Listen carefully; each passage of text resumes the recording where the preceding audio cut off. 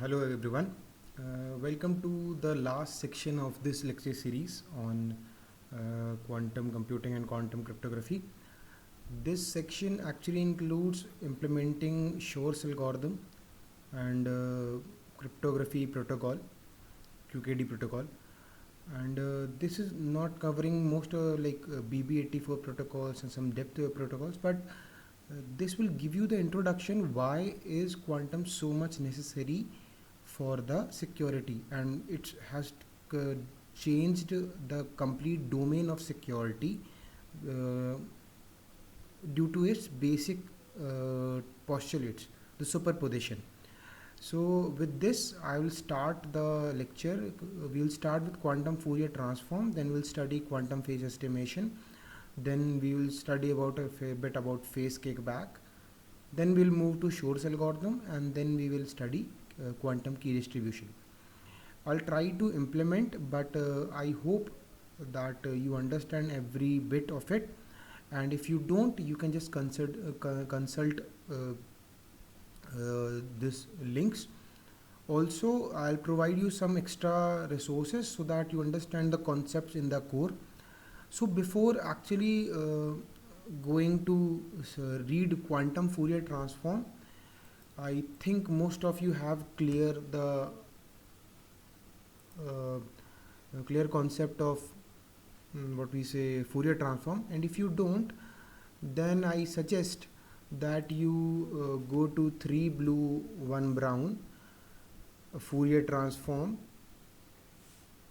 lecture. So this is the lecture that you must watch. Visual introduction.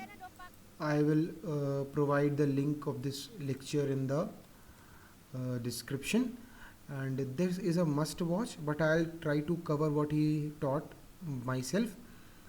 But I personally suggest that please go through that lecture. It will be really great, because once you understand what actually Fourier transform is doing, it becomes so much intuitive that you can actually think algorithms like that. So let's start with it. First we'll try to study what is a Fourier transform. Okay, so what is a, I don't know what is that. Okay, so pen we choose. What is a Fourier transform?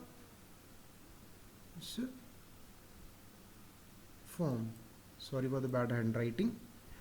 So a Fourier transform is a function that treats differently to different signal frequencies in a different manner. So what is a Fourier transform doing? A Fourier transform suppose we have a signal.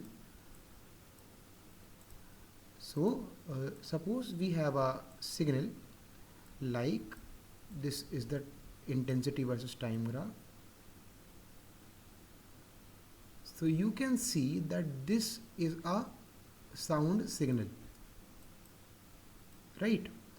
And this contains a lot of frequencies. This can be made from adding too many frequencies ranging from some lower bandwidth, means lower frequency, to high frequency. This is the bandwidth. So these are the frequencies that are included in this signal. Now we cannot classify them, that which are the frequencies involved. But what Fourier transform does is actually he gets this signal, and since it is treating every different frequency differently, so we will get results according to that frequency. So that result we can identify which signals are actually in this signal. So how many frequencies that it is made. So what are we doing? Actually we are it is a mixture of frequencies and a signal, and we are unmixing. So this is frequency unmixing, right? Now suppose if we have two frequencies mixed, then what Fourier transform does is, suppose let me have a pencil. So if The ink is wrong. Okay. So suppose I have a this. Suppose this is a frequency. Okay. This is better than pen. Okay. So this is a frequency. So suppose it has 3. Suppose 3 hertz frequency it is. Now what Fourier transform does is create a graph which is actually sometimes like this, so this doesn't matter, but when the 3 value comes it gets a bump. Okay, you getting that? So 3 hertz, that is, this is value 3. Now this is frequency graph, frequency in the x-axis. So at 3 frequency this gives a bump. This is time versus intensity, and this is converted to frequency domain. Now suppose some frequency has 2, so this is the 2 frequency signal, so it is converted by Fourier transform such that it graphs after conversion looks like that. It's normal here, but at 2 it gives a bump. So now if we merge these two, then we get that there are 2 bumps. So what will be the analog signal mixing 3 hertz plus 2 hertz? So it will be somewhat like, don't consider exactly this, but somewhat it will be, suppose it's like this. So when we convert it to Fourier transform, what it does is, this is normal, this is just some required, this is basic convention. So it gives a bump at 2, and then it gives a bump at 3. So the bumps can be identified as the frequency that is giving it. So what is Fourier transform doing? Fourier transform is actually providing you information that what frequencies are available in the given signal. So it is unmixing of frequencies. Now how is that frequency being calculated? I will skip this because I think you must watch 3 blue 1 brown lecture. This is a must watch, because until you understand that you won't be able to get the overview. So basic formula is, so go there, pause this video, go there, watch that whole lecture, then come back. Okay, so I'll start next lecture now. So now since we now know that what is a Fourier transform, so what is actually quantum Fourier transform? This is actually doing the same job. So it is, what is doing? It is converting a signal from a different basis to a different basis. We have the superpositions or the qubits in a computational basis, right? 0, 1. But now we convert it to Fourier basis. So how we convert it to Fourier basis? I think you know the formula by seeing that lecture, that it is integration minus infinity to plus infinity e to the power 2 pi I f t gt. Gt is the function. Now we move to this lecture that the Fourier transform occurs in many different versions throughout classical computing, in areas ranging from signal processing to data compression to complexity theory. The quantum Fourier transform is the quantum implementation of discrete Fourier transform over the amplitudes of the wave function. So what we are doing, we were intensity to time graph, we are converting it to frequency. Now we are applying this quantum Fourier transform on what value? On amplitudes of the wave function. Amplitudes of the wave function, we know that. Okay, so it is part of many quantum algorithms like Shor's algorithm, quantum phase estimation. So you know that why are we reading this, right? Now this is the formula of discrete Fourier transform, acts on a vector xn and maps it to according to this formula. So this is the from x, this is the yk formula for given, we studied that in the Fourier transform, right? Summation 1 by root n, summation of 0 to n minus 1 xj omega n jk. Now similarly the quantum Fourier transform acts on a quantum state, which this is the quantum state, right? We can write a quantum state like that and maps it to a, sorry for that, remind me, vector and maps it to a quantum state like this. So according to the formula from here, so also notice that this is 2 pi I jkn. So what is jkn? Yk, we get k from y and j from x. That's very simple, trivial. It's very trivial. Just write it on a mathematical basis. You will understand it completely. Okay. So now note that only amplitudes of the state were affected by the transformation. So we are converting x to y, but only amplitude is getting affected. So now we can write this thing as x can be is a map. We have that quantum Fourier transform is a map which maps x to this summation of 0 to n minus 1 omega n, this is e to the power 2 pi xy n upon n y. So we can write this it as a unitary matrix. Now what are we doing? We just learned that QFT is converting from computational basis to Fourier basis. Do you have understood that Fourier basis looks like Hadamard also? Hadamard is doing the same thing, like it's converting from Z basis to X basis, from 0 to plus, from 1 to minus. That is very trivial. So what is actually Hadamard? Hadamard is a 1 qubit QFT. Okay. So what is Hadamard? Hadamard is a 1 qubit QFT. So if we apply QFT on a stable of x, it is converted to a Fourier state x tilde. Now this is counting in Fourier basis. So from here, suppose this all we have z. So if we consider counting, so 0 0 0 0 0 0 0 1 0 0 1 0 0 0 1 1 0 1 0 0. This is how we count. Now we convert it to Fourier basis.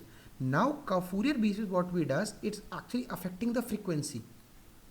So the number of times it is getting affected, it will be converted to the rotations it is making.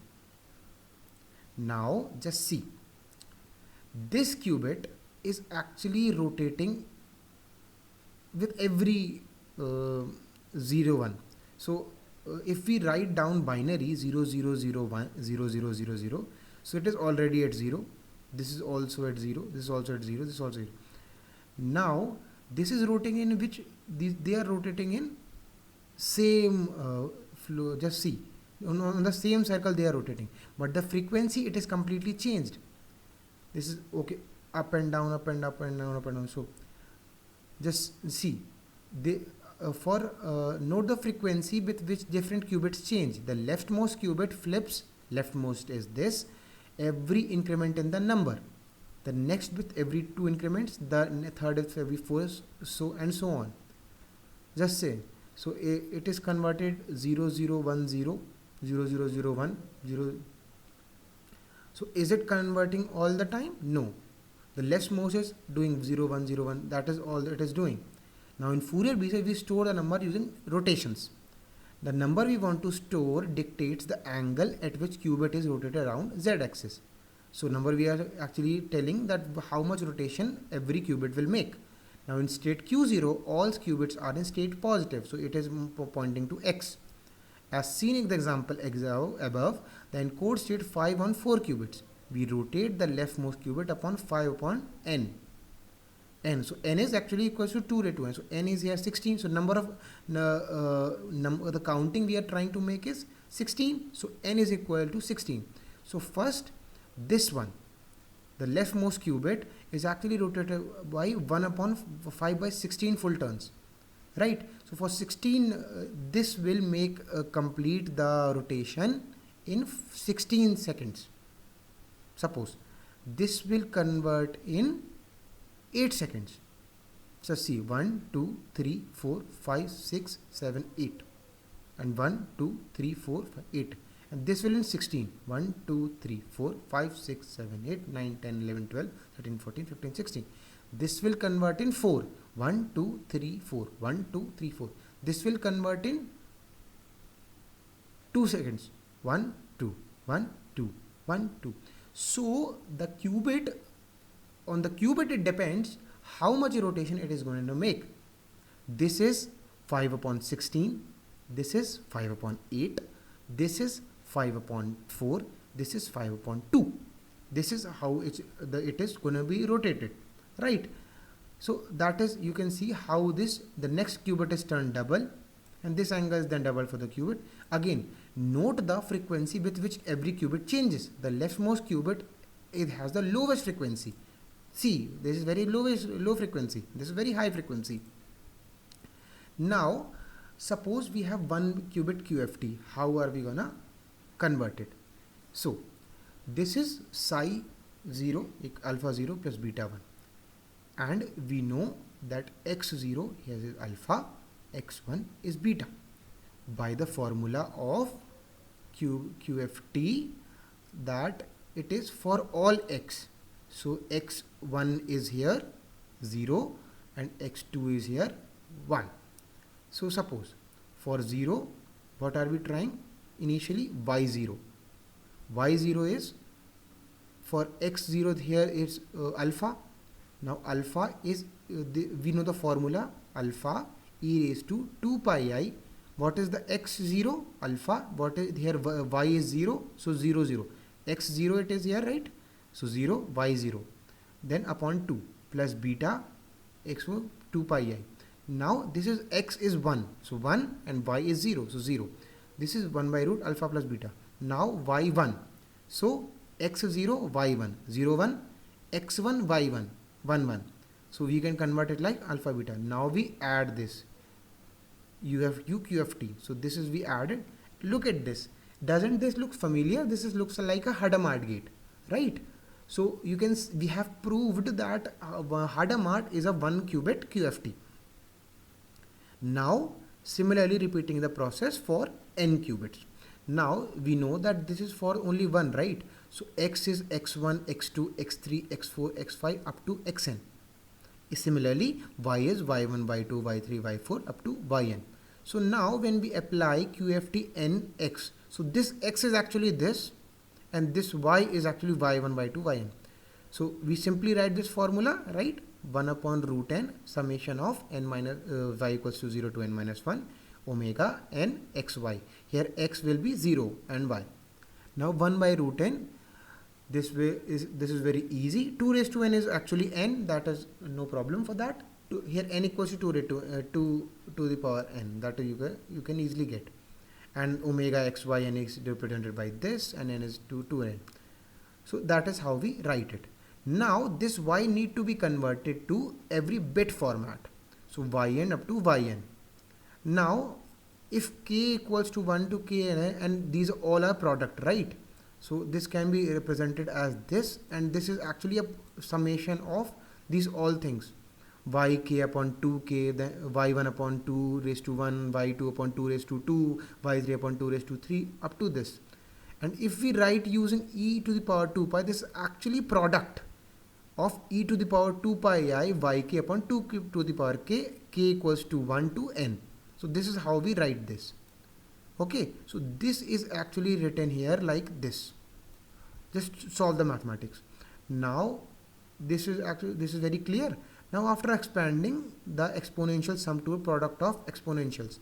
So when you apply, you will realize that all these operations are actually applied on only the 1 qubit. 0 remains intact. So 0 remains intact, right? Now we expand this, so we get 1 by root n 0 e to the power 2 pi I by 2 x 1 cross to it to 0 to the power 2 square x 1. This is very basic simple mathematics. You can very easily solve this. This is easy representation. When you will solve it, you will completely understand what is this doing. So now what we try to do is implement a circuit that implements QFT. So we will just open the Jupyter notebook, and then we will try to understand the circuit. Okay.